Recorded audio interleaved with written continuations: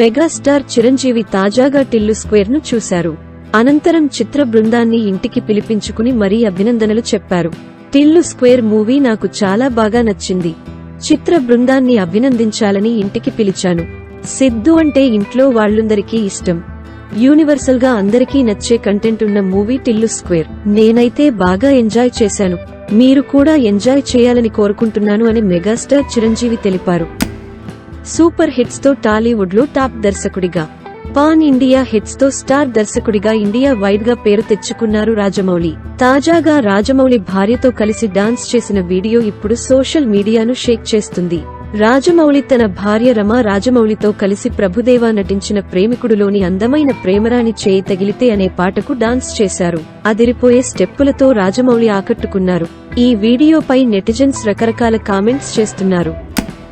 Kollywood director Atlee craze ఇప్పుడు బాలీవుడ్ లోనూ విపరీతంగా పెరిగిపోయింది.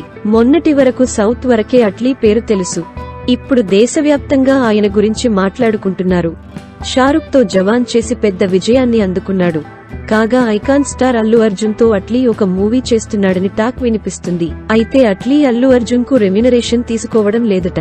రెమ్యునరేషన్ కు బదులు లాభాల్లో వాటా అడగాలని అట్లీ నిర్ణయించుకున్నట్లు తెలుస్తుంది.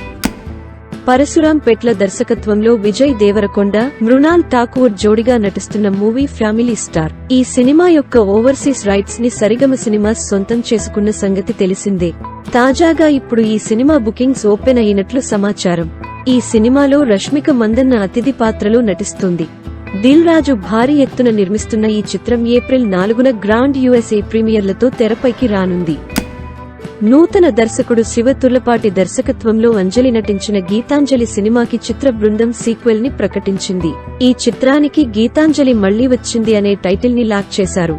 తాజాగా మూవీ మేకర్స్ ఈ సినిమా యొక్క ట్రైలర్ ని ఏప్రిల్ 3న విడుదల చేయనున్నట్లు ప్రకటించారు. ఈ విషయాన్ని తెలియజేసేందుకు చిత్ర బృందం సోషల్ మీడియాలో సరికొత్త పోస్టర్ ని విడుదల చేసింది.